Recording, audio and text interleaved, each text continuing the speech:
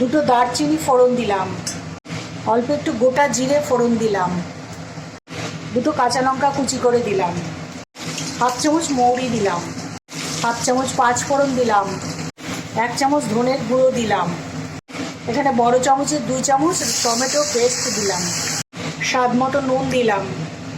হলুদ দিলাম, বড় চামচের 1 চামচ কসুরি মেথি দিলাম, অল্প একটু পেঁয়াজ দিলাম, ছোটো চামচের হাফ চামচ কাশ্মীরি লঙ্কার গুঁড়ো দিলাম, অল্প একটু চিনি দিলাম, একটু গোলমরিচ দিলাম, নুন হলুদ দিয়ে ইঁচড়গুলো সেদ্ধ করেছিলাম সেগুলো দিয়ে দিলাম। এখন আমি একটা এরম সাইজের লেবুর রসটা চিপে দিয়ে দেবো। এটাই হলো ইঁচড়ের রোস্ট, খেতে দারুণ লাগে,